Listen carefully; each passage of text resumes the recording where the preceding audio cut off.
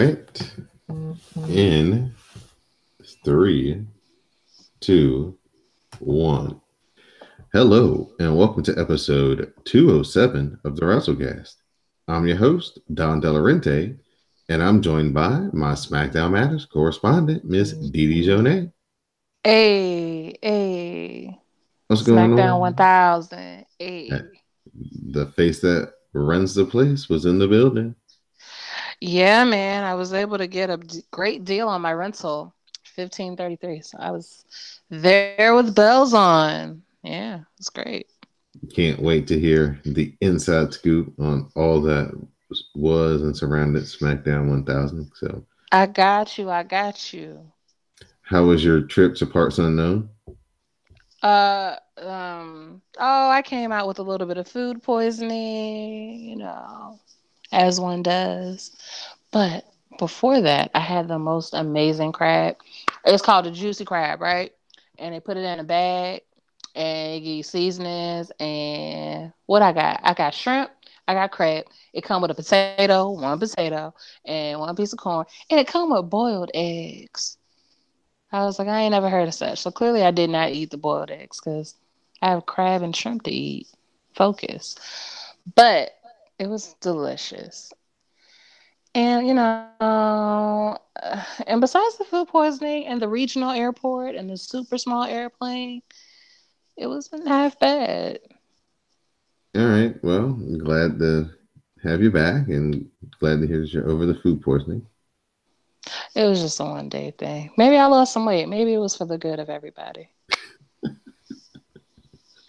As always, glad to have you back. Can't wait for your SmackDown report. And we're joined by the wrasslecast broadcast journalist, none other than Magnum Prime. What's going on, Greg? What's up? Just to piggyback off of what Dee said, hey, we got drug resistant salmonella in chicken now. I am pressed. Okay, this is this is level orange. Okay, this is not good. But we can talk about wrestling now. The future is definitely scary when you hear about all the things that are happening. It's a scam to make you eat vegetables. Well, you had the bad lettuce out in Arizona.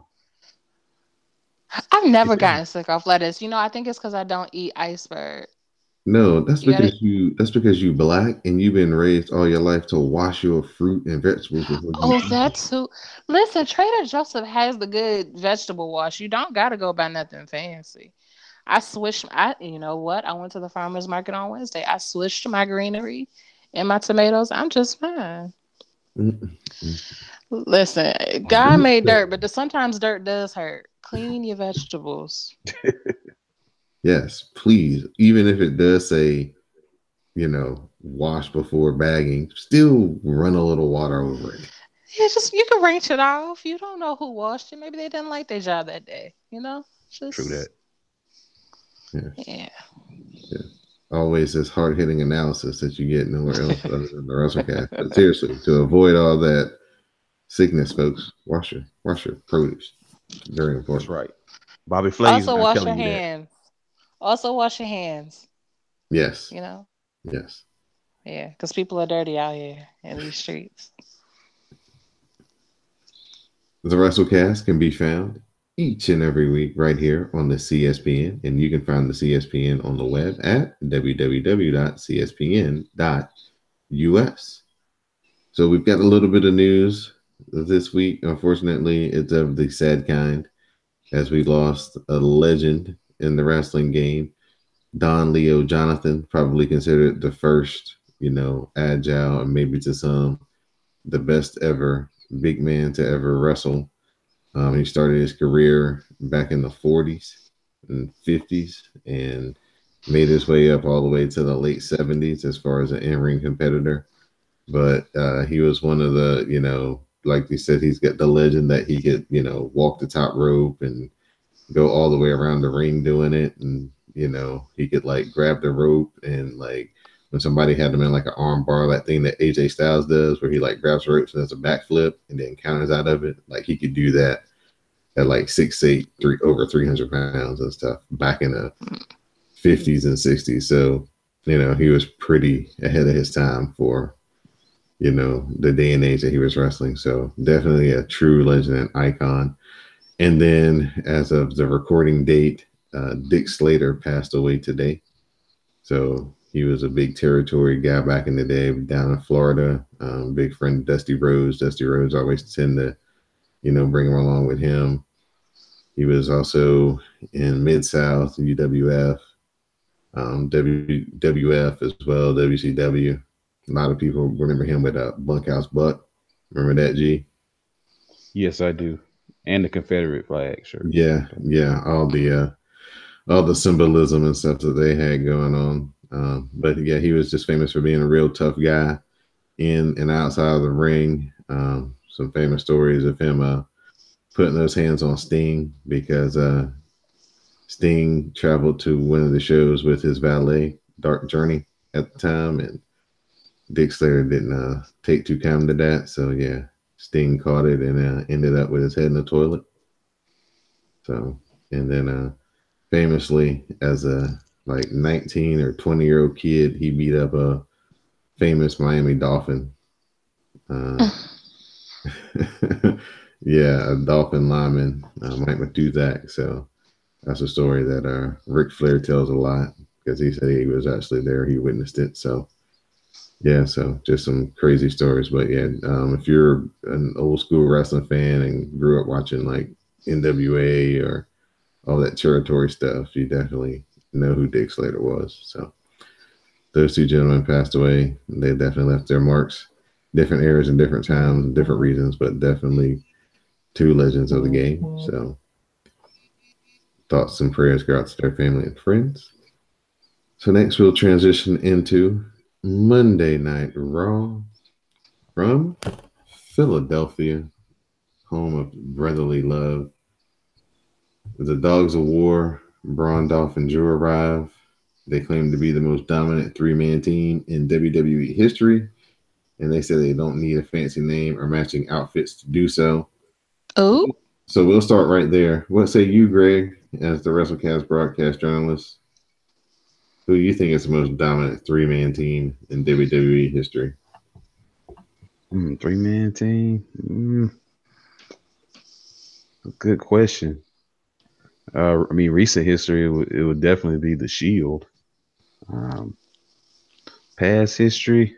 LOD 2000 doesn't count. It's not No, doing it for you. nah, that wouldn't do it for me. Uh, WWE, that's a good one. Three. I mean, maybe Demolition. Okay. Yeah. Yeah. If Nick you had want Crush. to take it back that far. I'm gonna throw my vote to Original Recipe DX. Triple H, Shawn Michaels, and China. That's a good one. That's a good one. Because Only China because I was a truly don't. consistent Yeah, or something, you know. Okay.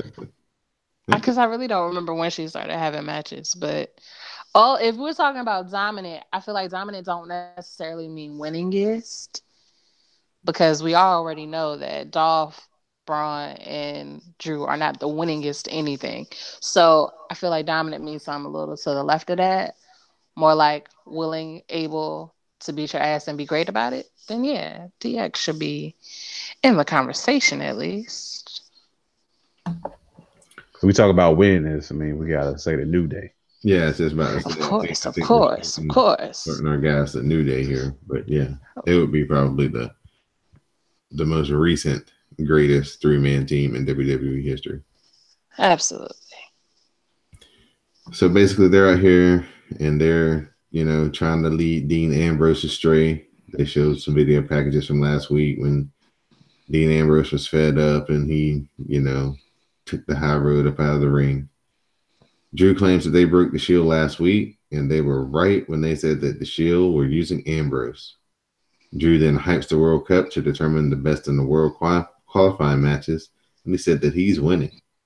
Dolph says maybe they will meet in the finals, and Drew says that he's no Drew McIntyre. Braun then says he's winning the world title at Crown Jewel. Rollins and Reigns arrive, claiming that the Shield is alive and well. Dolph asks, "Where's Dean at?" Rollins says Dean will show up when he wants to. Reigns says that he's winning at Crown Jewel and he will send Braun to the back of the line. So, anything that you'd like to add on that opening segment, Miss Didi Jane? Did you get a chance to see this, or were you drinking at this point? No, I was drinking. I was drinking from 8 until 12:30, so I missed all of this. Oh wow, okay, sounds like a Yeah, good night for you. free liquor is the best kind of liquor. I don't know if you knew, but it is. Was this the night that you had the bartender who looked like Champa? No, that was actually when I was in Parts Unknown. Oh, okay. I tried to get a good photo of it, but it didn't work out. But I promise you, that beard was on point. So our first World Cup qualifying match of the evening, Drew McIntyre faces off against Seth Rollins. Rollins lands an enziguri and looks for the blackout, but Dolph distracts him. Miss Didi Janae, Ooh, what you drink? ooh. I think I gotta go back to my peach vodka. Okay, all right. Yeah. Mm, Rollins mm, dumps mm. Drew and then hits a suicide dive on both.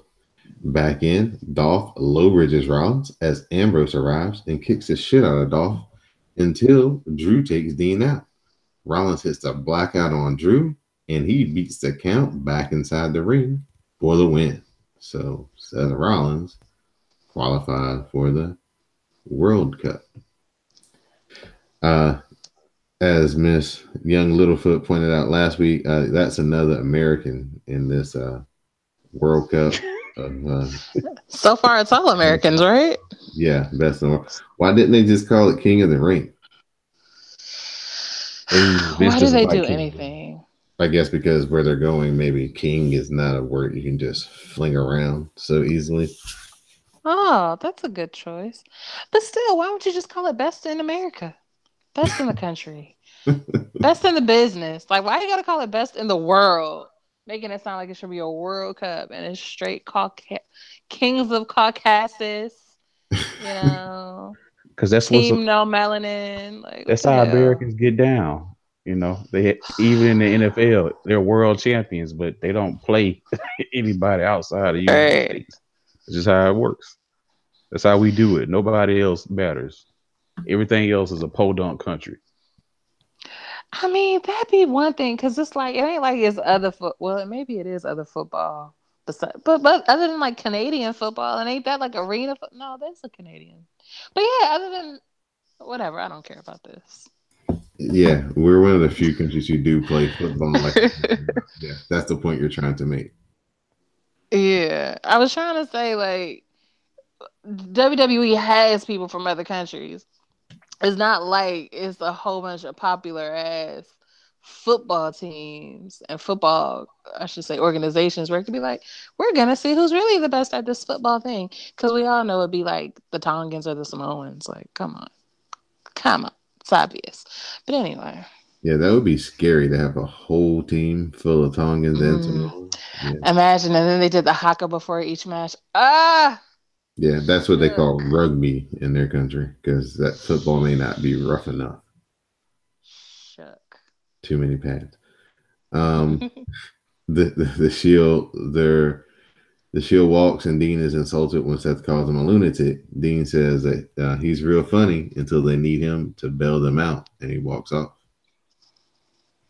Then we get a retrospective as we look back at the DX reunion from last week. And then we get a Brothers of Destruction video package. They say they won't be lectured about respect. DX's return is built on a bed of lies. HBK stayed away out of fear, not respect. At Crown Jewel, all of HBK's fears will come true, and they will end the war. Triple H can go back to the boardroom, while HBK can go back to retirement, and the Brothers of Destruction tell DX to rest in peace. G, did you get to watch this in your condensed version this week? I went out and I saw it. When I watched it reminded me of like a political ad, and that was very appropriate because you have the mayor of Knox County, Tennessee, all, all up on the camera. So it wasn't even like a regular promo. I just saw it was a political ad. They may as well be playing that in November. But I absolutely agree with them though. By the way, Yeah, yeah, it was really well shot. Like if you're into the you know way that they lit them up and had the smoke going and all that. Yeah, it was a really cool visual to see the way that they shot it. It was real old school kind of in a way. So well, yeah, you got to have production into a match that's gonna leave you wanting for action. So they gotta find some way to make it interesting. yeah. Well, they're definitely going to be using a lot of bells and whistles, just like they did at the last one. So twice as much this time though, because you got two more guys in there. Any chance we see Kevin Nash make an appearance? I think it's possible. I dread it, but I think it's possible. The next people to make an appearance on Monday Night Raw were Nia Jax and Ember Moon versus Dana Brooke and a returning Tamina. So during this match, they announced that there's going to be that battle royal, that women's battle royal at Evolution, and they kind of, you know, tell you that the Iconics and Asuka and Naomi and like all the women in SmackDown who aren't Becky and Charlotte are going to be involved.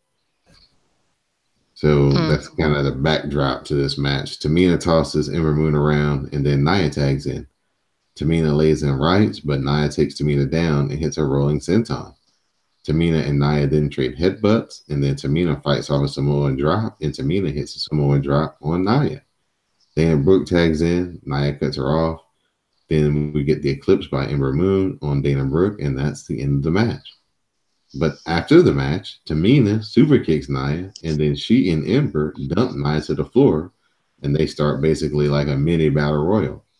Dana then dumps both Tamina and Ember to the floor, and she's kind of like, would be the winner if that was like a battle royal. So she got some What?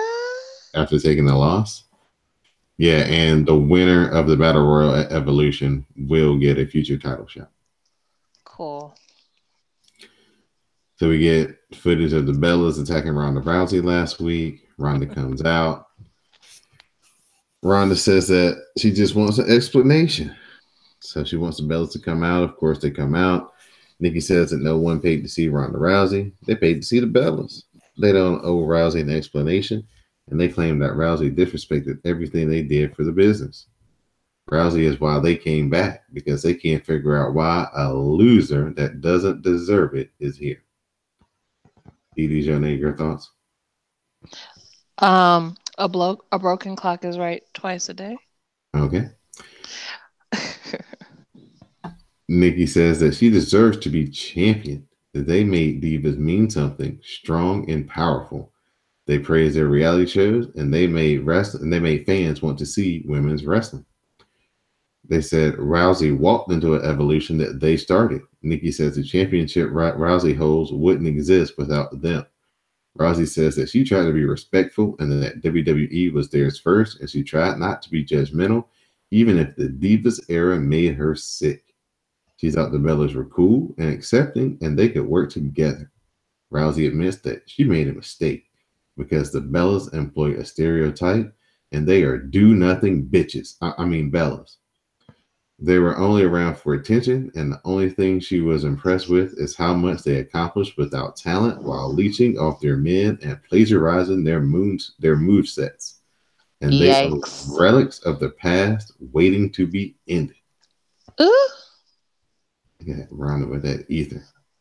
Facts are facts, America. Rhonda says that she could rip their arms off, and she's more than a pretty face and a killer body. Rhonda says that she will ruin them. Bree says Rousey is jealous of them because the name Bella has done more in the past week than Rousey has done in her whole career. Nikki says they knock down doors, while Rousey says that she did that in judo, strike force, and in UFC. Rhonda says the only door Nikki ever knocked down was the door to John Cena's bedroom, which John Cena threw her right out of. Ah. Rousey wants to give him an ass whooping, and they tease coming to the ring when all of a sudden security arrives to protect the Bella twin. They form a wall, and they kind of walk down the ramp. Rousey jumps out of the ring and kicks the shit out of the security, and the Bella twins bail to the back. So, Didi, I really hate that you missed this segment in real time because it was kind of like the synopsis was much more succinct. It kind of took them a minute to kind of get this thing going. It was kind of Hmm. a little slow there, but then when Ronda started landing them haymakers, though, whew, Yeah, it's one of those things where if you're not gonna talk about, like, okay, Nikki, especially since she's not with John at the moment, and what's the name, Brie, are easy targets. So unless you're gonna talk about the fact that the only reason why Wanda's in WWE is because she got her ass kicked in UFC, and she keeps, and if you want to say, because I don't know her life, that the reason why you're so famous in so many different places because you turn tail the second you lose in those places. If you're not gonna go tit for tat, you're gonna get your feelings hurt because there's way too much material there. So, Polo babies. Oh well, gee, what you think about I don't Ronda? like neither one of them. So. I know that this is why I like getting your insight on this because you don't really care who does anything in this. So I just like this. It's like a tennis match, just going back and forth, like ooh, ooh. G, how'd you feel Ronda did on her most important interview to date so far? It still felt like it felt very scripted. It felt mechanical. She was saying the right things, but it wasn't like I it wasn't like I really felt it. But hey, I think she is getting better. Yeah. All right. Next up, Kurt Angle talks with Ruby and Gable Don't in a threaten me with a Hawaiian good shirt, time. and his little, straw hat. He says that he's enjoying his vacation. Not only because he was dressed like something Carlito would wear, but it was Kurt Angle. No way Jose and his crew, they come through. Kurt Angle does a little dance with them as they just come dancing through the back. Then Corbin arrives. He's pissed about last week. So he's booked Angle in a warm up match for later tonight. It's a handicap match against the AOP. Angle's like, I don't even have my gear. So Dean Ambrose versus Dolph Ziggler. That's our next World Cup qualifying match. Ambrose heads up top. Dolph crouches him and follows him up top. But Ambrose shoved Dolph off. Drew and Seth arrive, and Ambrose dives to the floor onto Drew. Seth tries to help his pal, but Ambrose shoves Seth away. Ambrose rolls back in, and Dolph super kicks Ambrose and pins him. Seth and Dean argue post match as Roman comes out to cool things down. Corbin arrives and books them in a match later tonight versus Drew, Dolph, and Braun once again. Third week in a row. Rinse, wash, repeat. Jinder Mahal did the job for Finn Balor. Finn Balor hit the double stomp and got the win. Bobby Lashley put his finisher, his like jackhammer slam on Tyler Breeze. He got the win.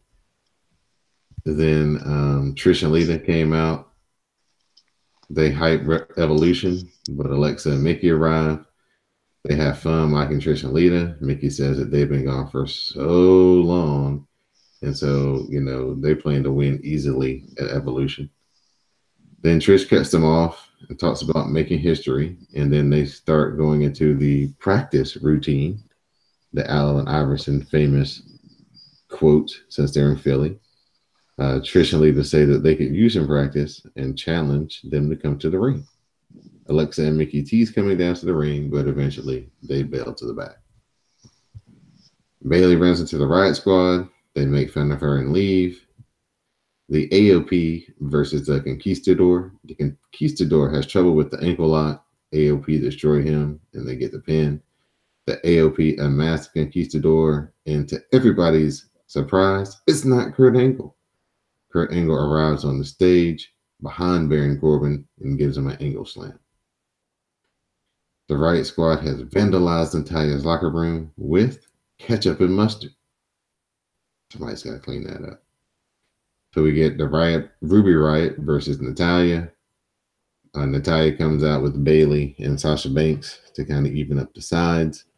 Ruby hits an STO for a 2 count. Natalia dumps Ruby, and Natalia falls down as she lays it in on the floor. Back in, we get a sharpshooter. We get a disqualification as Sarah Logan makes the save. And then all 6 women brawl, and the faces eventually get the advantage and stand tall. It's Dee Dee's favorite part of the show. It's time to walk with Elias. Elias arrives and plays the tune. He runs down John Cena. He then runs down Philly. He runs down the mascot Gritty, who he claims is not a mascot. Shockingly, he's interrupted by Apollo Crews. Apollo says that it's his turn to interrupt Elias, since everyone else does. Elias runs him down. Apollo makes jokes and says that he's waited for too long and he's sick of others passing him by. Elias attacks. Apollo cuts him off, and he press slams Elias out in the ring, and then Elias, of course, bells to the outside.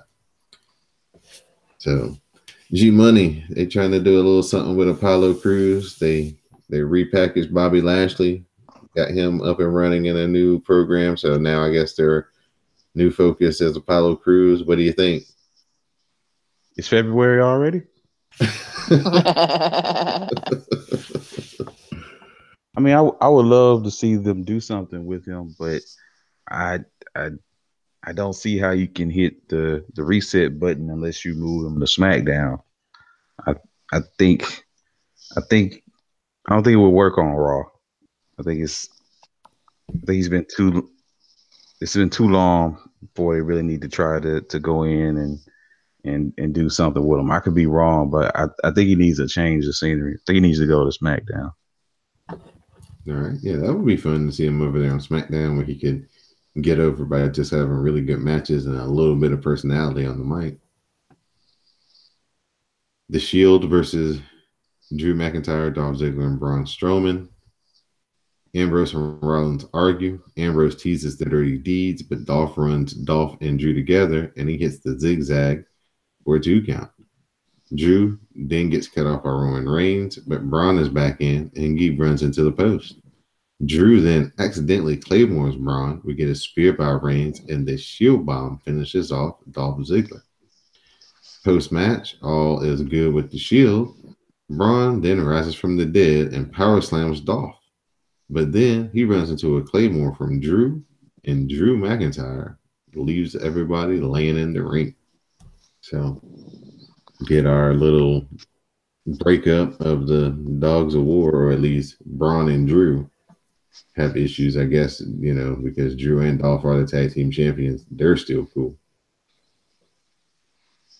Greg, some assessments on Monday Night Raw.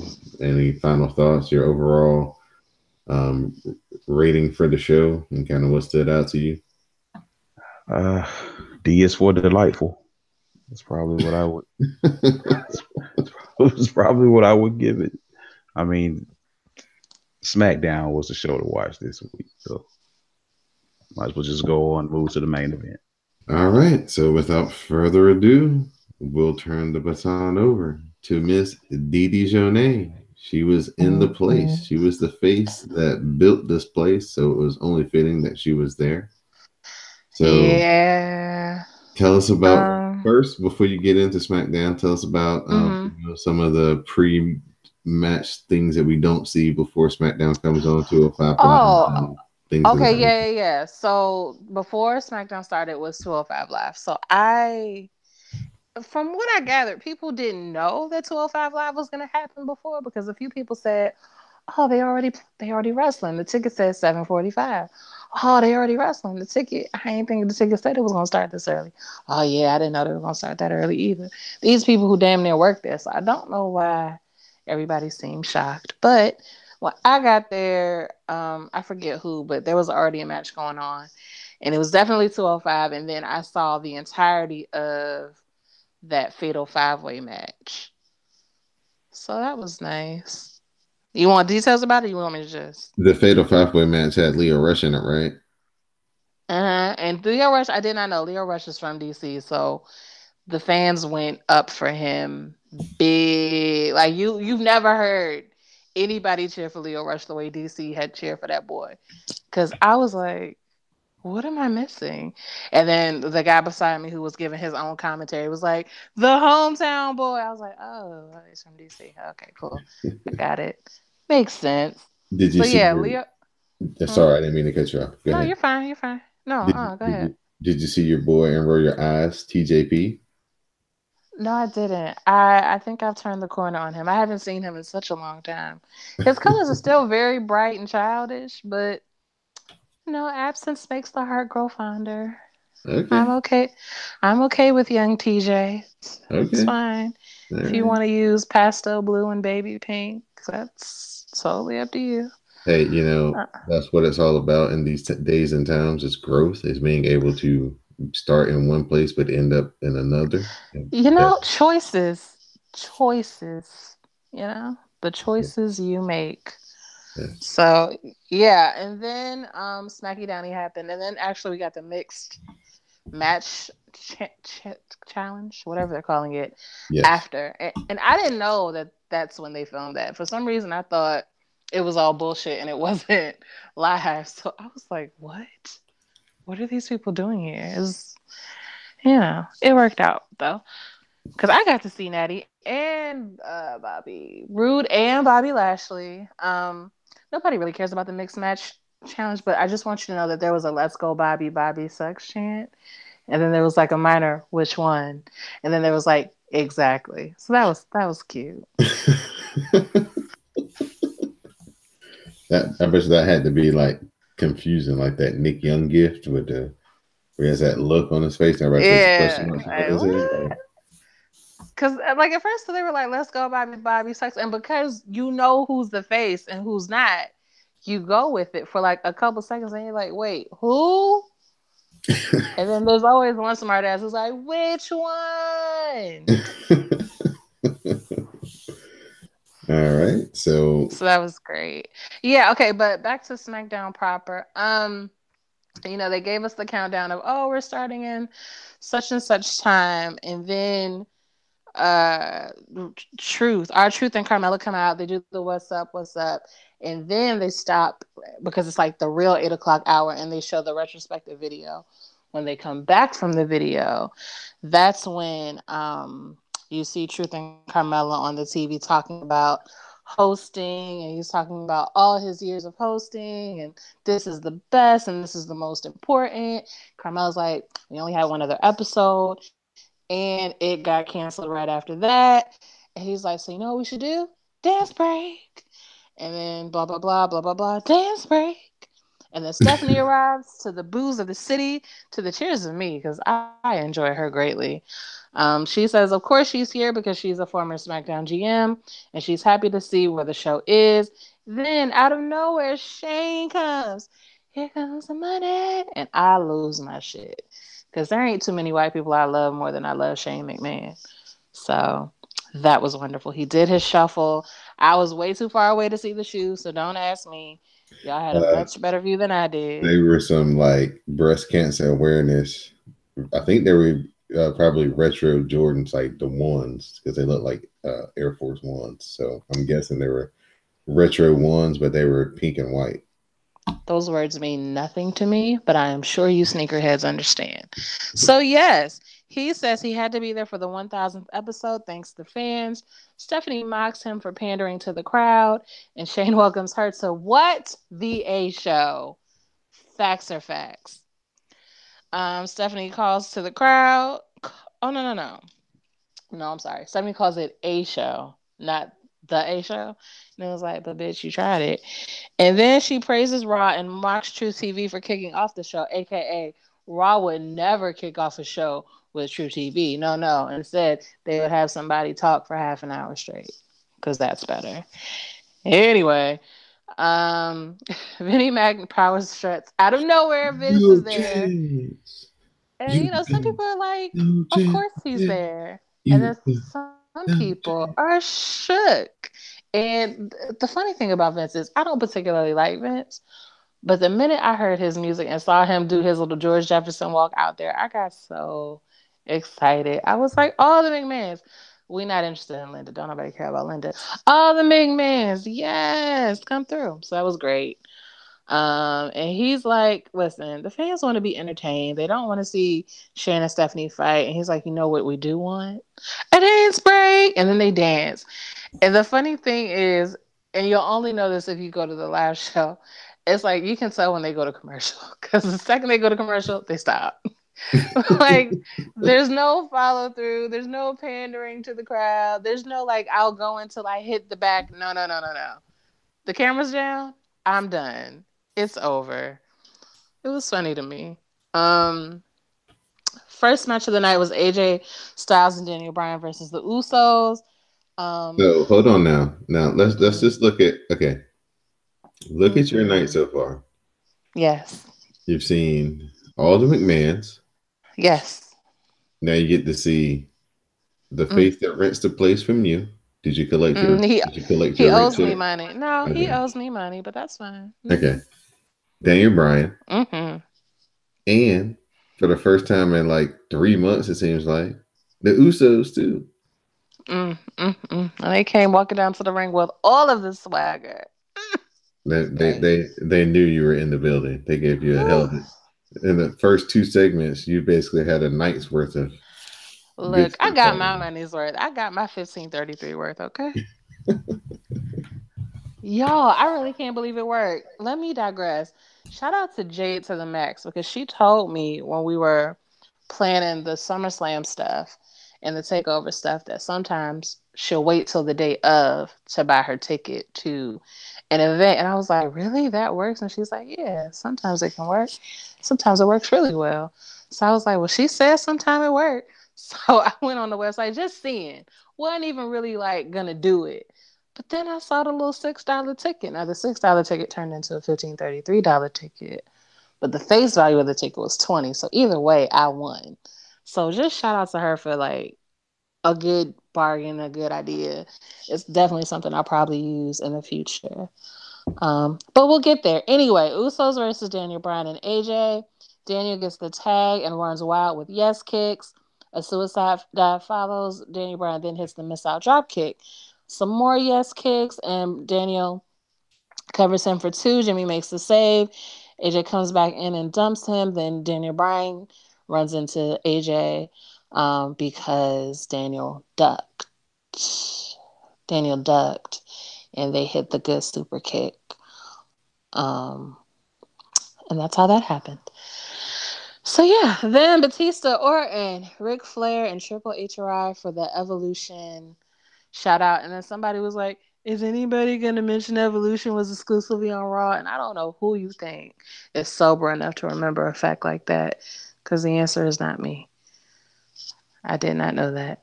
But anyway, Triple H is there to put over the 1000th episode of SmackDown.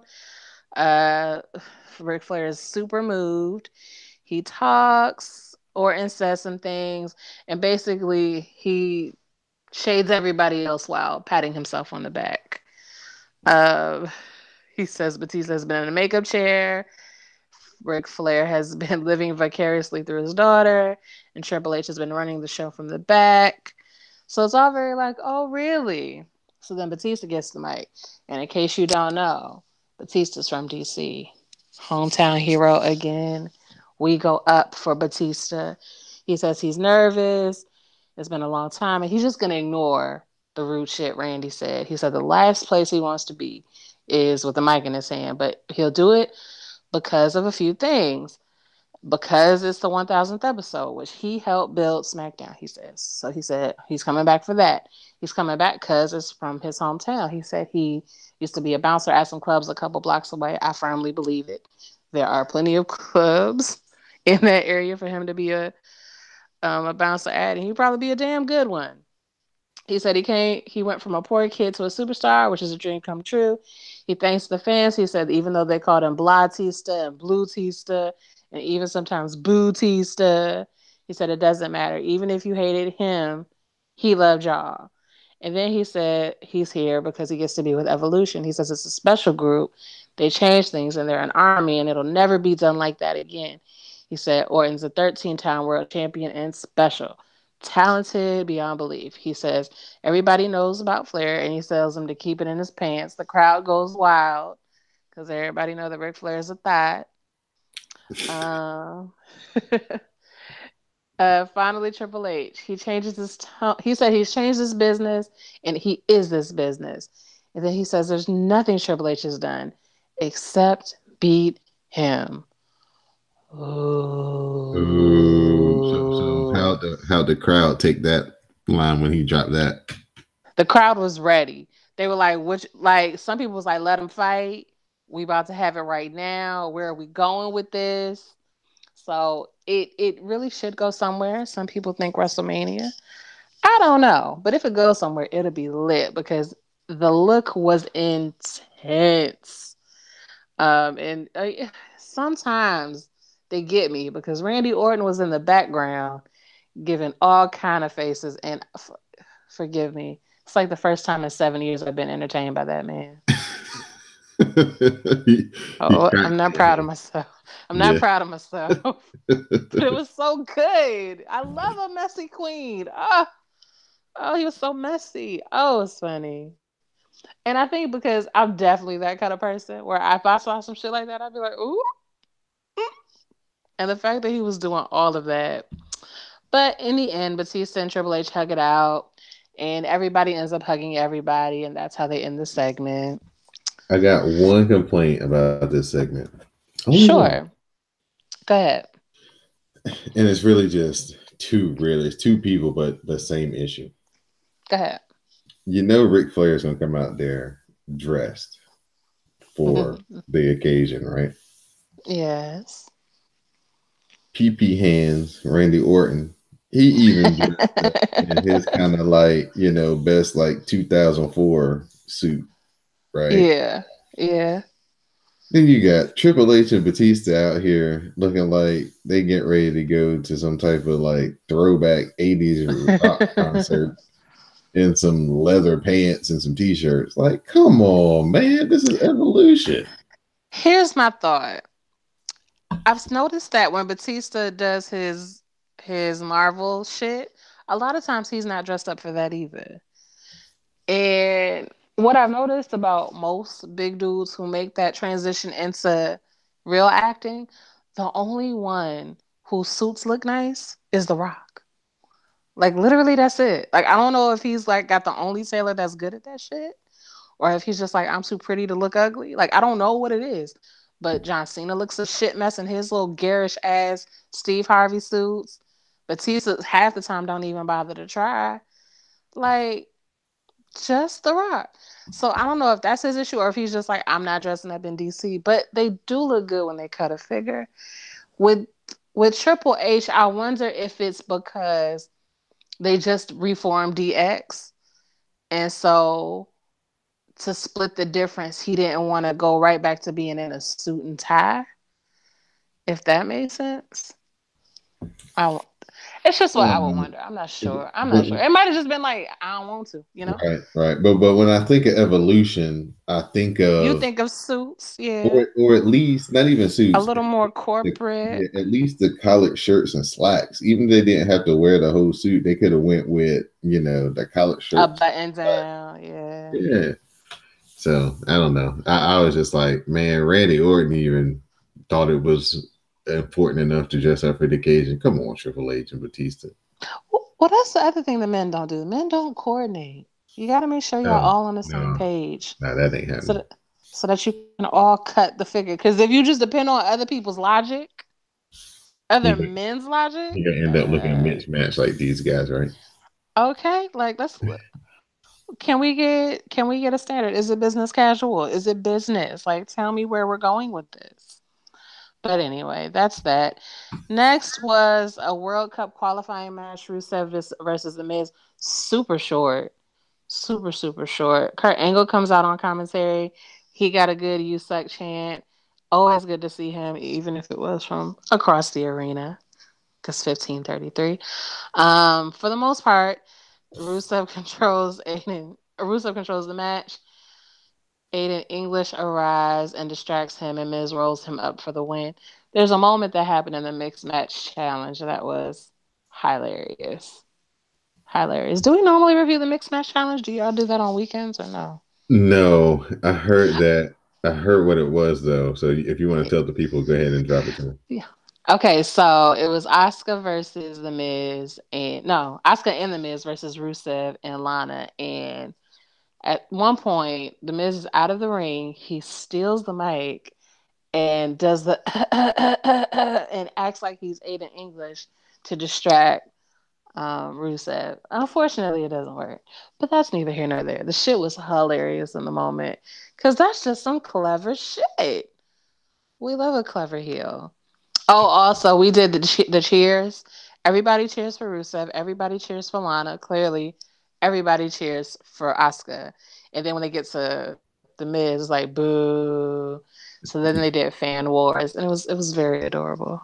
Yeah, I heard it was like it kept going around in a circle like faster and faster, so the cheers would They get did. louder. Yeah, it's like yay, yay, yay, boo, yay, yay, yay, boo. And he was looking so pissed, but Asuka was like, "But they're cheering me though." Because I think he was like they're booing us, and she was like, no, they're booing you, and then that's why they did like the cheer wars. It was funny. It was so funny. Yeah, I heard that the mismatch challenge is a lot of fun because it's a little more relaxed. It's very relaxed. It's very childish. Like Natty Bo was wrestling with Bobby Roode, and then Bobby it was Roode, Bobby Lashley and Mackie, and it was Bobby Lashley and Mickey James, and country Natty Bo man. wears exactly, and so Natty Bo wears her kitten headband, and she gave it to Bobby Lashley and put it on him, and then he like took it off and stamped on it. And she was like, ah! Like instead of like looking really hurt, she looked like cartoon hurt. It was very like what am I watching? Like it's not bad, but what are we doing here? What is this? But anyway, I digress. In Next up in Deanna's best night ever, Edge comes out. So hold on. Hmm.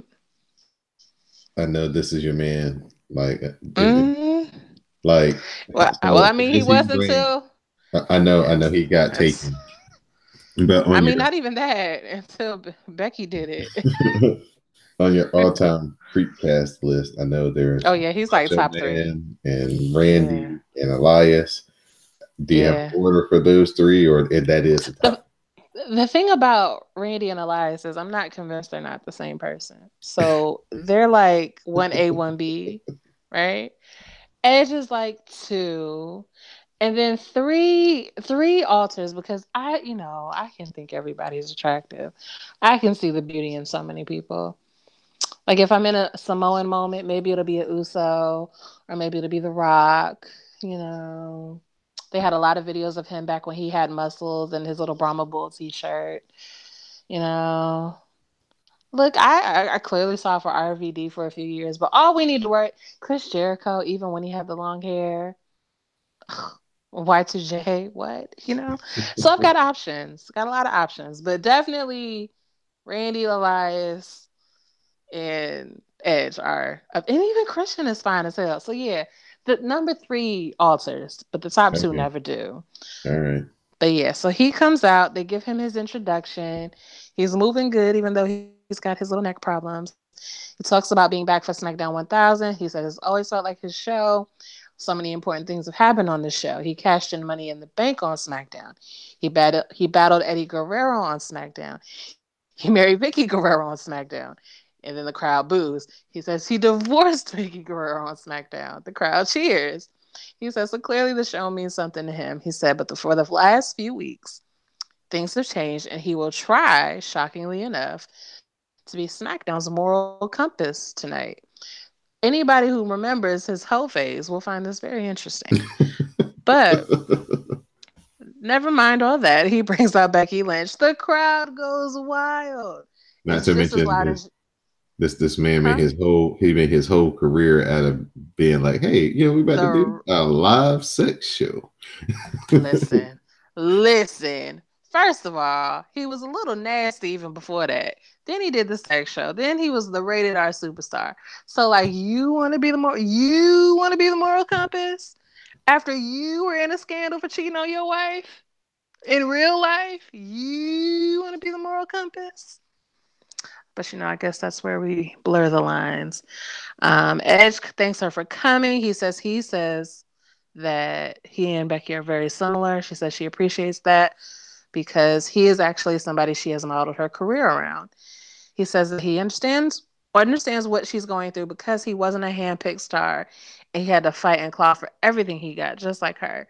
He says he knows Becky thinks she's making the right choice, throwing away her friendship with Charlotte, but she's wrong. He says he's crushed plenty of relationships to get to the top, left a trail of burnt bridges, and you can win all of the titles, be on all of the posters, but the choices will change who you are and they will stain your soul. He says he sees a good person in Becky, but if you continue on, you will end up alone. And the worst part is you won't even like yourself. To that, I say, you're married with kids. You're perfectly fine. Edge is still your best friend. So, what are these lies? You found you a new wife after you fucked over the other one. Like, it's fine. It all worked out. And you got titles. But Becky says he is right. She doesn't like herself. And here go me, because I'm black and I talk to the people. You love yourself. You love yourself. And then she said, I love myself. And the white guy who was next to me was like, you called it. I was like, you goddamn right I did. You think I don't know? This is my You think show. I I don't know? brought my That's my place. shit. I am blue. What do you mean? So yeah, she says to get out of the ring talking crazy like that. And then in the hardest line of 2018, don't hurt your neck on the way out. Oh, face crack of the century.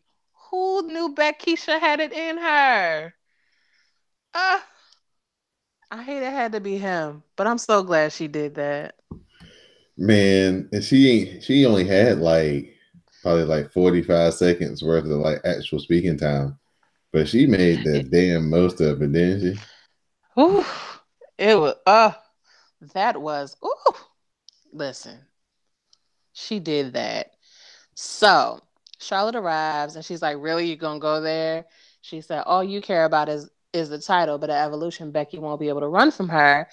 And then they attack, they brawl, the refs have to separate them. They get separated a few times. And then SmackDown legends Finley and Jamie Noble also help break it up. What you all did not hear was that we would have a dark match later that night, Becky versus Charlotte for the championship. So yeah, that happened. Next was New Day, specifically Woods and Big E versus The Bar for the SmackDown Tag Team Title How match. did you like how'd you like the thrustage in person? Thrustage, I did not see Thrustage. What I can tell you is Kofi can fling some fucking pancakes. Some of them pancakes got to the 200 section, okay? Them pancakes were gone. Gone. And there was absolutely a We Want Pancakes chant. Yeah, it was amazing. Ugh, it was so good. I think at this point, Jerry Lawler and Booker T came out to be on commentary. They sure did. They, yeah, definitely took photos of them. If you want to see very far photos of who I saw, you can always go visit my Instagram on DD Janae.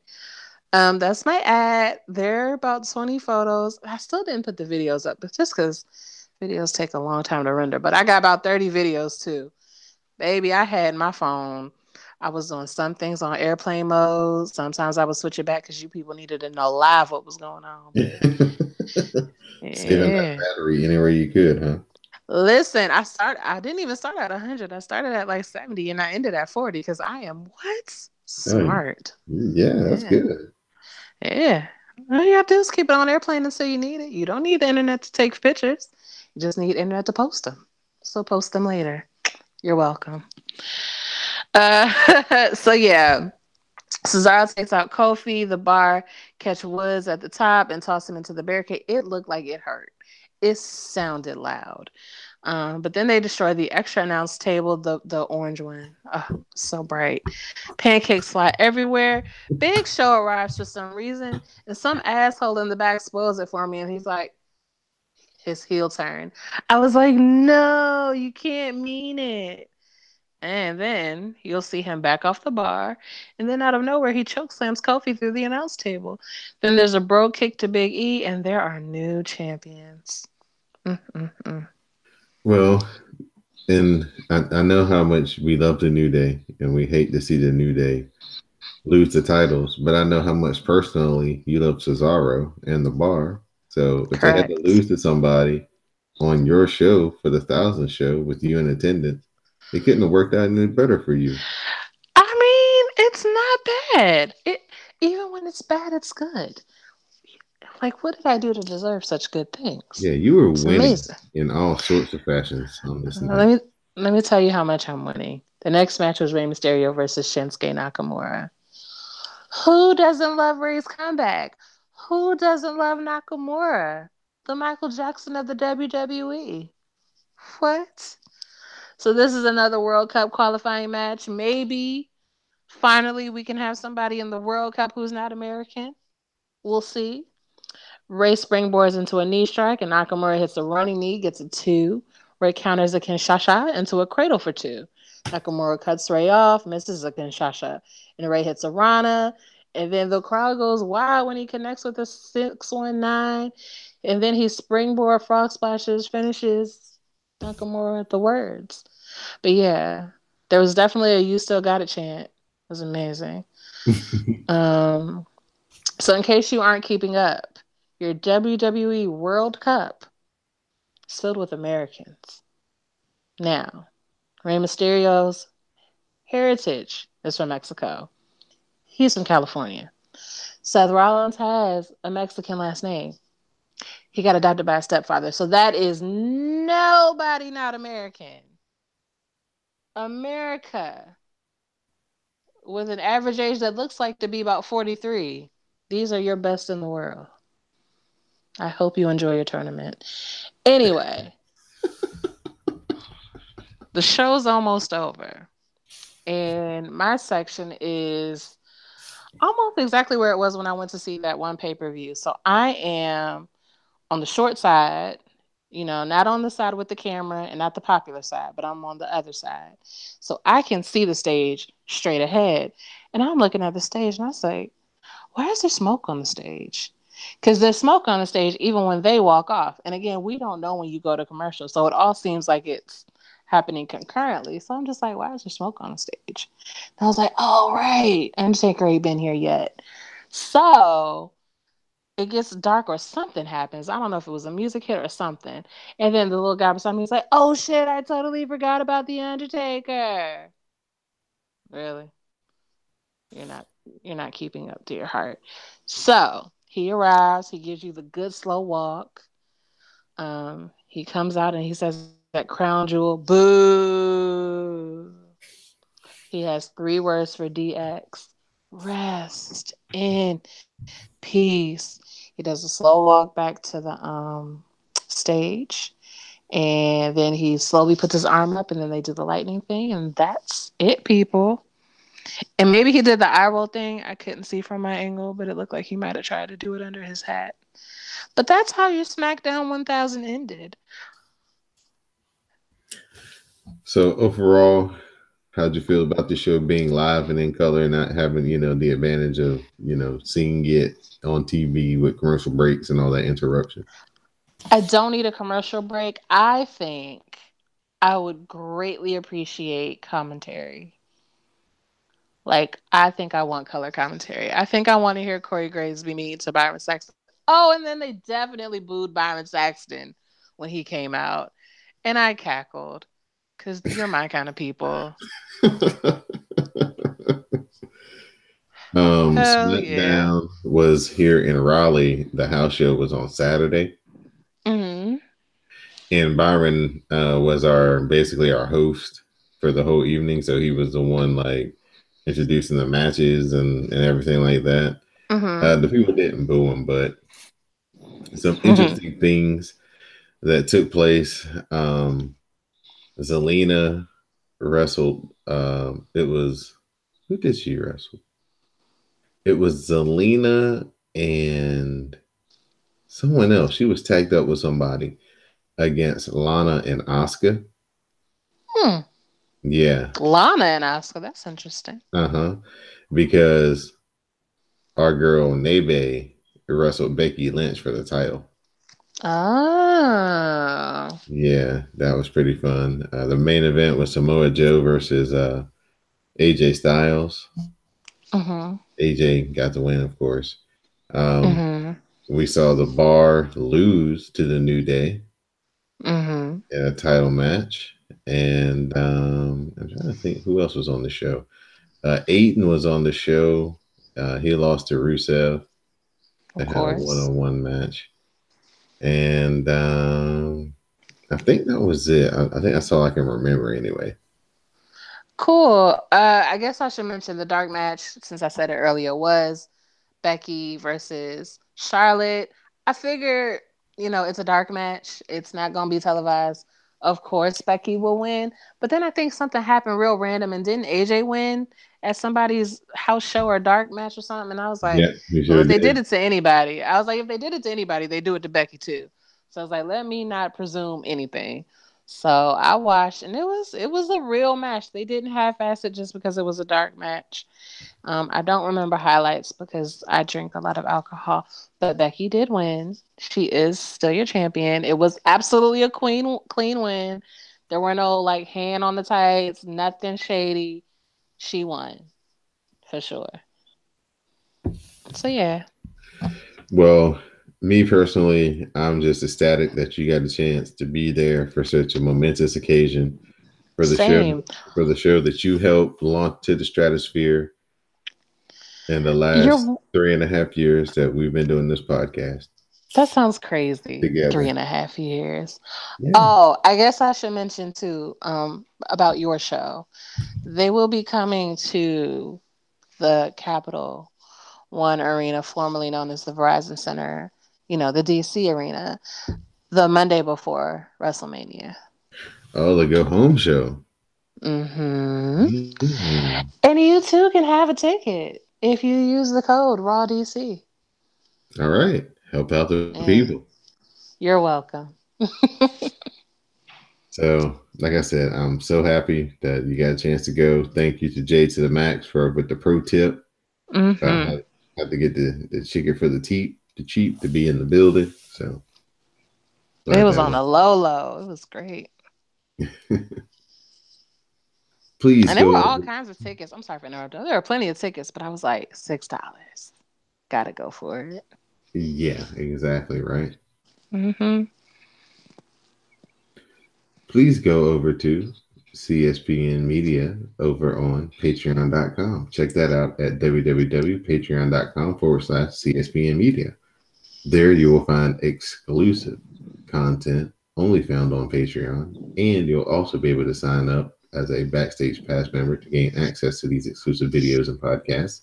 And you'll be able to support the CSPN without going through our sponsors. You can support us directly. So please, again, think about becoming a patron at patreon.com/CSPN Media. So we'll talk some NXT Dijonay before we do like a really short Lucha Underground review. Hmm. Okay. We start off with the Undisputed Era versus the War Raiders for the NXT Tag Team titles. Kyle O'Reilly gets a knee bar when Hanson slams Roddy onto Kyle O'Reilly and breaks that up. Hanson tags in and O'Reilly lights him up, but he runs into Thor's hammer. We get a suicide dive by Hanson. The War Raiders look for fallout and they hit it. But Bobby Fish arrives and he makes the saves with a chair. And Bobby Fish was swinging this chair. There were no headshots, but those shots to the back, oh man, he was laying them in there. So the Undisputed Era continues to beat down after the match on the War Raiders. So Undisputed Era retains their titles by DQ. It was a good setup for War Games and going forward for them to set up a bigger match later on down the line, probably at uh, Royal Rumble will be the next time they probably actually have like a tag team title match. Dee Dee's most popular wrestler that she's going to vote for this year when we come to the L Dandies, Shayna Baszler Now you versus listen. versus Dr. Britt Baker. Baszler grounds things. She immediately attacks the arm and she's looking to rip it off. She stomps on the arm and the ref has to call off the match. So Shayna Baszler wins due to ref stoppage. And then after the match, when Britt Baker is back on her feet after the trainers and doctors and stuff come out, Shayna Baszler runs over, does like a step up knee. She like steps on her knee to like get some lift and then knees her in the jaw and knocks her back out. So Shayna Baszler just being mean and angry What prior an to Alicia. asshole. If we she get doesn't go bid this evilness to use on what's her name, I'm gonna be so pissed. a we get a video package for Oni Lorcan and Danny Burch. Then William Regal is asked about Nikki Cross claims that she knows who attacked Aleister Black. William Regal says he plans to talk with Nikki later tonight. So Oni Lorcan and Danny Burch face off against Tian Bing and Rocky. Lorcan hits a clothesline on Rocky, and then Burch tags in. He runs wild. He gets a missile drop kick and a headbutt.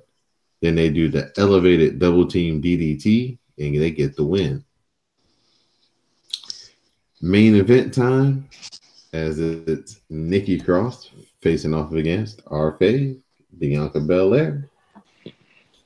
Bianca looks for a press slam, but Nikki counters out of it and gets a sleeper, which she turns into a reverse DDT for a 2 count. Nikki heads up top and she flies off, but she catches the hair whip. Bianca heads up top, Nikki cuts her off, and then she follows her up top. We get a superplex by Nikki, and both women are down. That's when Aleister Black's music hits and the lights go out. The lights come back on. Binky is nowhere to be found. Aleister Black is here, sitting in the middle of the ring with his legs crossed. Hey. He wants Nikki to come over and tell him what she knows. Nikki rolls around to the chants of Nikki's got a secret. Nikki crawls to Black, and Aleister Black says, "Tell me." She whispers to him, and then Aleister Black is now like looking up all angry and pissed. And that's how we end this week's NXT. You think Nikki did it? No, she didn't do it. She Oh. told him who did it though. I thought one of she was like, me. Oh no. I So why just would want he be angry? Who did it? I don't know who did it, but we about to find out. Give me your best guess. This is consider this a baby who you got. um that's a good question. It could be anybody. It makes sense for it to be like Johnny Gargano did it Mm-hmm. because he was going through kind of that phase where he was kind of in his like dark stage or whatever. But it would not surprise me if for the story, because he's about to maybe be the next one to get the championship match, that it Mm-hmm. works out to be Velveteen Dream. Mm. Okay. Those make sense. Can't Yeah, wait to find out. yeah, it should be a lot of fun. But I just want to talk about Bianca Belair and how much confidence she's gained in the last like 3 months or so since they've really been pushing her and giving her a lot more spotlight. I mean, you can just see it in the confidence when she comes down to the ring and her ring walk and how, she's always had the swag to it, but now she's got even a little bit more going. It's just there. You can really see she's starting to hit her stride. Hopefully, I think she's, all the way back from her injury or whatnot. So hopefully she stays healthy and continues on with this push because I think she's going to be the next champion here, maybe by the Royal Rumble, and that would be pretty dope. That would be litty. Yeah, yeah. There's a video of her on Instagram. I didn't watch it all the way through, but under the caption, she was like, "Don't be mad at me because you've been toiling around in the indies for years, and I just decided to join, and I'm already better than you." And it was like, oh, read them, girl, read them. She was like, "It's not my fault. I'm just good at everything, and you're not." Like, yes, let them Yeah. have it. Yes, yes. So, even with this match ending in a no contest, she's still undefeated. Boom. So, sky's the limit for Binky, and I'm glad that I was in on the ground floor, and can't wait to see her reach the highest of highest of highest of heights. So, really looking forward to her 2019 and what they got planned for her. So, like I said, hopefully she stays healthy and she can reap the benefits of all that's coming to her. So, Yeah. Miss Didi Jonay, you want to talk a little bit about Lucha Underground? Didn't get a chance to see it this week, so whatever you got, I'm willing to accept. Sure. Okay, so it starts off with some things, right? So Antonio Cueto has Jake Strong come to the office. He says he's impressed by all the destruction that Jake Strong has brought to Lucha Underground because he has not lost yet. And not only has he won, he has made all of his opponents submit. So Jake Strong says he doesn't want a title shot handed to him. You know, he want to earn it. So Cueto's like, cool. And then he gives them a chance at the gift of the gods medallions. He says he saw the sacrifices that Matanza was making and how there should be some left for him. And then there was like a demonic voice that took over, and he says that the temple is his. So what really happened was they were trying to say, oh, you could fight somebody. Oh, wait. So I'll just tell you this way. Jake Strong defeated Big Bad Steve, Aerostar, PJ Black, Hernandez, Dante Fox, and King Cuerno in a battle royal for a chance at the Gift of the Gods championship. He dominated, threw everybody over the top. So then Jake tells Cueto that he wants to take on every man in the match next week for the championship, and then he's going to destroy every one of them, right? So that's what happened. So instead of just going one on one, he's going to kill everybody, right? So that's what's going to happen. But Jake was like, I want more. So that's why later on that night, he had a match with Johnny Mundo. In the interim, it was Killshot versus the Mac. It ended in a no contest due to Mil Muertes. He ran in and beat both their asses. And then Son of Havoc tried to make the save, but Muertes destroyed everyone as Killshot made his way out of the ring to save his life. Because smart. Exolicious and Evilise are around. They talk about how they were challenged to fight for the trio's title against the White Rabbit Tribe and the Reptile Tribe.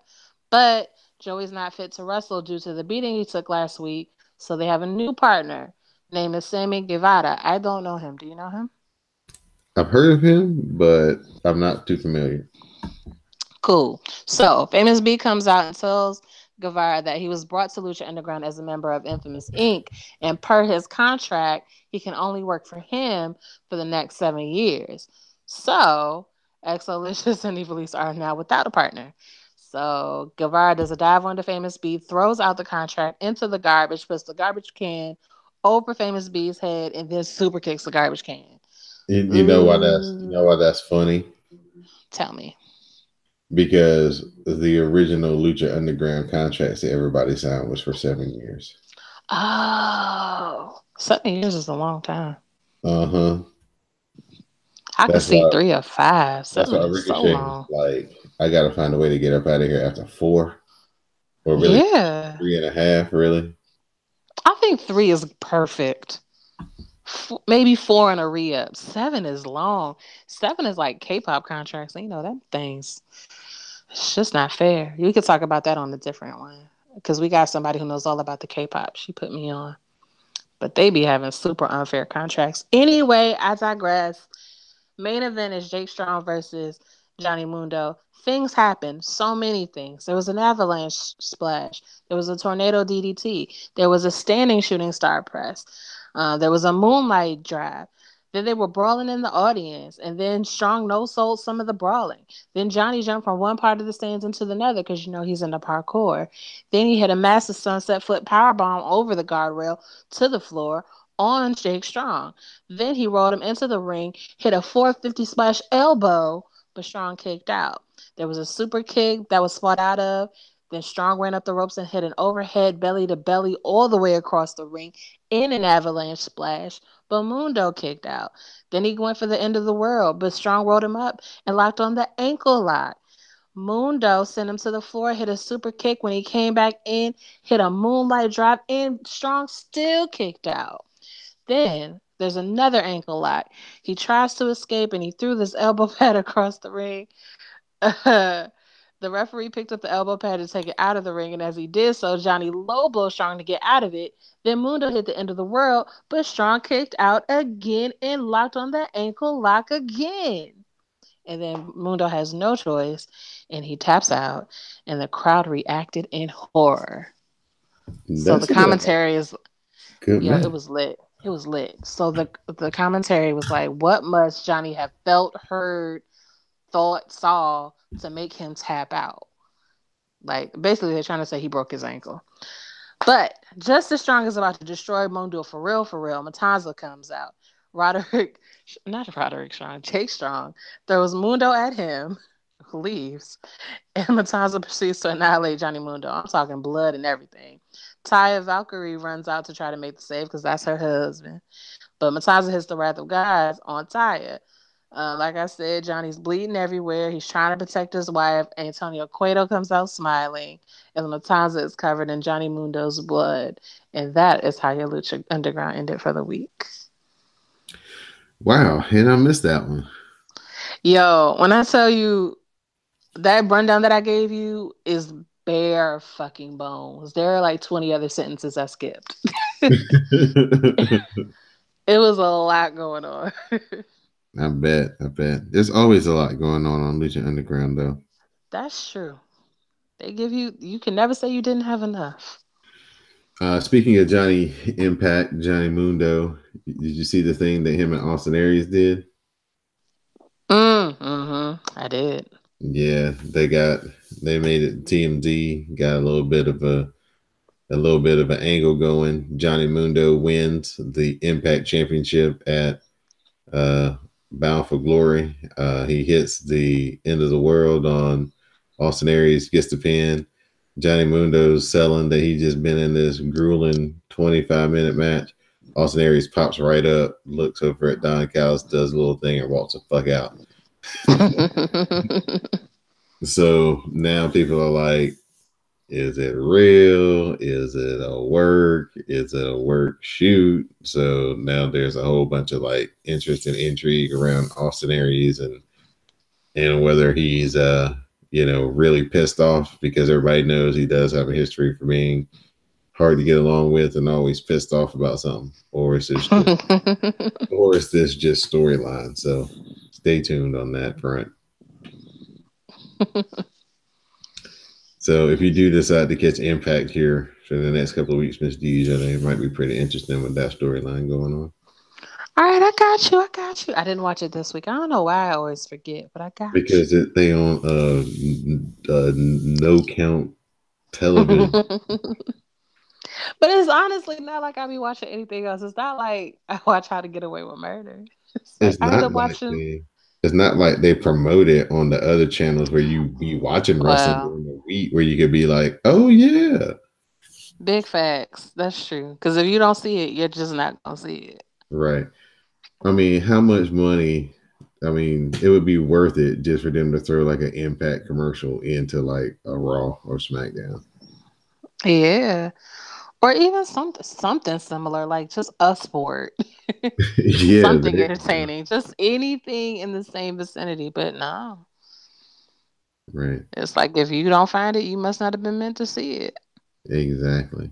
So that's not a good way to draw in new fans because if you don't remind people that you're even out there, how will they know you exist? That's my theory. But Mm-hmm. O's well. At this point, I'll open it up to you, Miss Didi Jane, for your shout outs, thank yous, and final notes for this week. Shout out to Jade again for the hookup. Shout out to the chairman because his birthday was the other day, and I know he was in the building. Shout out to the wordsmith because he was in the building. I think. No, I'm pretty sure he was. And then shout out to his wife. I think her Twitter name is Neek Wins. Because she was like, how did I miss you? And I was like, baby, I was in the nosebleeds. It's very easy to miss me. But shout out to all of them for being there. Shout out to anybody else who went. Oh, shout out to Jay's baby boy. He ain't no baby, but he was there too. She said he loved it because, of course. SmackDown. So shout out to everybody who was in the building to see SmackDown. Shout out to you, of course. Shout out to Greg. Shout out to Sam. Shout out to all my ladies of the glow. Shout out to anybody want to come up for Raw before WrestleMania. That could be lit, yeah. And this time I won't be in the 400 section if we plan early enough. We can be in like a real section where you can get a good view of things. But yeah, that's it. Oh, and shout out to Mel because Mel always gets shout outs. All right. I'd like to give a shout out to Miss Dee Dee Jonay. I'd like to give a shout out to Greg. Give a shout out to Sam as well out there. Hopefully he's doing well. I'd like to give a shout out to everybody, like Miss Dee Dee Jonay said, who listens to the wrasslecast, who was at SmackDown 1000 in DC. I hope y'all had a lot of fun and y'all represented the wrasslecast to the fullest. Thanks for everybody who sent in pictures using the hashtag SmackDown Matters. It was real cool to see the live perspectives. Shout out to everybody who's listening to the Forever Young cast. So shout out to my co-host over there, Madam Lizette, Jupiter Julep, and What Sleep Though. So please check that out if you're into the Mae Young Classic and you're watching that. We give an in-depth review each and every week. So we're coming down to our final 2 episodes before the finals. So please go ahead and check that out.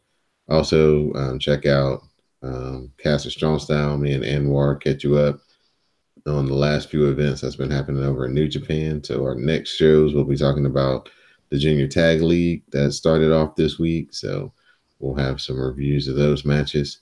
Thank you to everybody who listens to CSPN, everybody who supports our sponsors. Go to cspn.us, click on Keep Our Podcast Free at the top of the page. Support one of our sponsors, Amazon, Audible, Busted Tees, AdamandEve.com. So please support us that way. Like I said, go over to our Patreon page, patreon.com/CSPN Media. You can support us that way as well.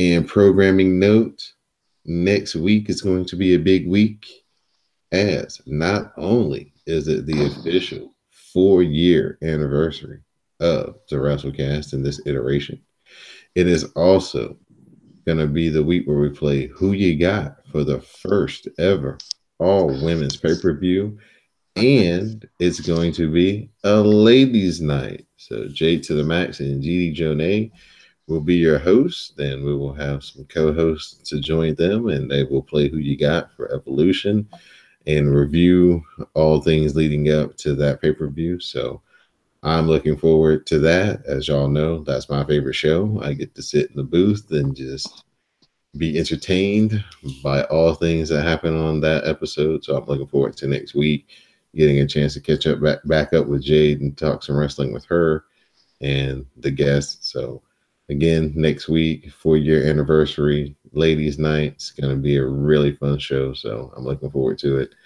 So Miss Dee Dee Jonay, on that note, I'm Don Delarente. And for Miss Dee Dee Jonay and Magnum Prime, this has been episode 207 of the WrestleCast. Please stay tuned for the parting promo. Yay! Y'all have and to, before midnight. Yeah, y'all have to give me somebody y'all want me to reach out to for that. I don't have a guest list yet, so think about it over the weekend, and like Monday or something, I'll come back to you and I'll hit Jade up and we'll see who we can get. Okay, cool. All right. Well, what you got going on this weekend? Old lady gang business. Wait, let me look at the calendar. I know I got old lady gang business on Saturday. Has fall officially hit up there? It's cold. It's cold. I have been going like I had a sweater at work, but I wore a jacket to work. And by the time lunchtime hit, I was like, okay, it's very clear I'm going to need to wear the jacket and the sweater. They don't go together. They're not at all aesthetically pleasing together. I was like, I don't care. I don't have anybody I need to impress. I'm cold. But the jacket is made of, like the swishy material. Right. And I was on the train, but the train not cold. The train is hot. So like my arms are sweating, but I've got the sweater on. And I was like, this is just too much. for me. But yeah, eventually I'll get a real coat and I won't have these problems. The trees haven't changed color yet though, and that's like the best part. So the Right. trees are still brown, regular ass blue. No, green. Yeah, the green. They're regular ass green. They're boring. It's just a little cold. It was like 70 the other day, but it's like 66 to 56 kind of times, just depending on the time of the day. And yeah, that's all. All right. Well, have fun, you and the old lady gang. Oh yeah, I'm supposed to be answering you. So I got old lady game this Saturday. Nothing this Sunday, but my mama said she was gonna help me with this trip, so I gotta get money from her. Then I gotta see if I can maybe con her into like, I don't know, a coat or You talking about the Germany trip? yeah. Yeah. Yeah, I think I'm gonna try to con her into or money to get my hair done. That might be good too. Something like that. And so I got to get my hair done sometime this week because I can't have an afro in Germany because I hear Germany is just a tad bit racist. Just a So I need tad. to make sure, just a touch. It should be in a. That's what I have to do. I have to Google black people in Germany. Like, where do black people hang out? Like, what's the black club in Munich? Is there Find out like where the as army people are at. yeah, like find me Oh, you somebody know that who you look like could, me. you know who you could seriously reach out to? Sarome. Who? Sarome. Oh He's stationed over yeah, there, so yeah. he can tell you. I don't know if I want to go where he was at though. Ain't no shade. Feel like he was up to shenanigans.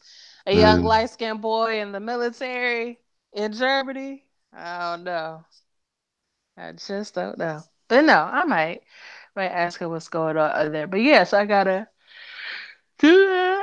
And then on next Friday, not tomorrow, but next Friday, or not today, but next Friday, I have a Halloween party. And then I leave Saturday. And then I was like, I'm going to go to a party the day before we leave. And she was like, girl, we leave at 3 p.m. I was like, I can go to a it's party. on. It's on. It's As like, long as that you, I can do. as long as you wake up by like 10:30, 11, you're good.